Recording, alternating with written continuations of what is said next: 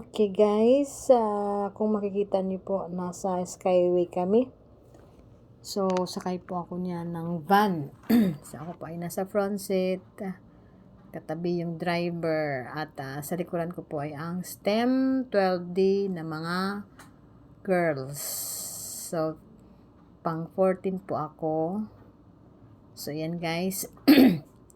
Maswerte po tayo na hindi po gaanong matraffic dyan sa Skyway dahil kami po ay umalis ng 10:30 AM doon sa school kasi kung sa EDSA po nako, baka abutin tayo ng siyam-siyam.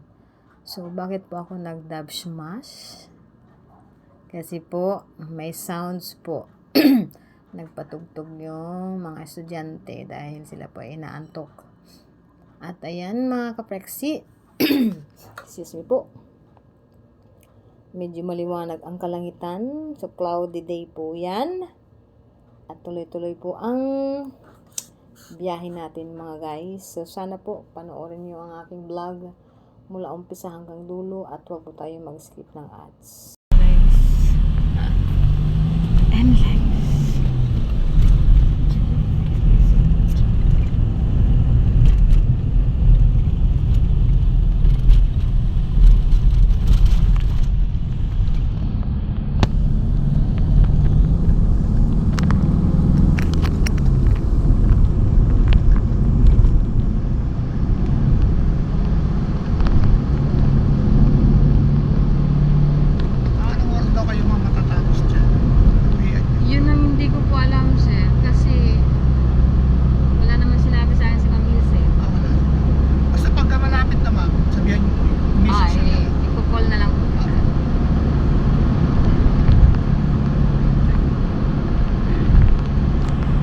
Kasamahan niyo po yung nauna kanina.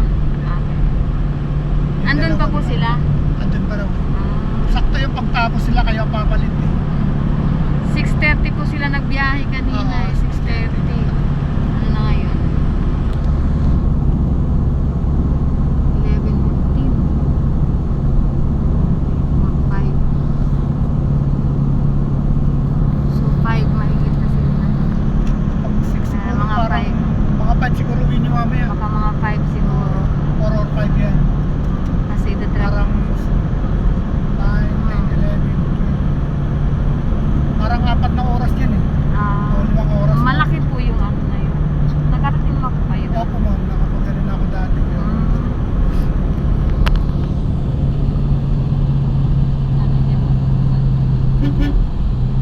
Was Victory Liner going to Pampanga, to the north. Pampanga yun guys.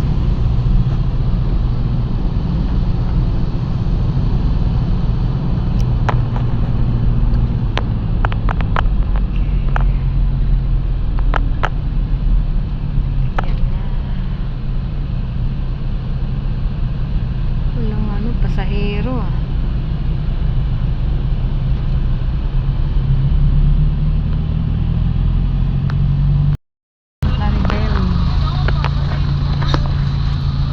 Maribel Bulatan. Oras ay 10 minutes before 12.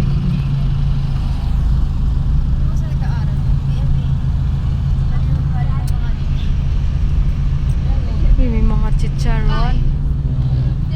Baliwag.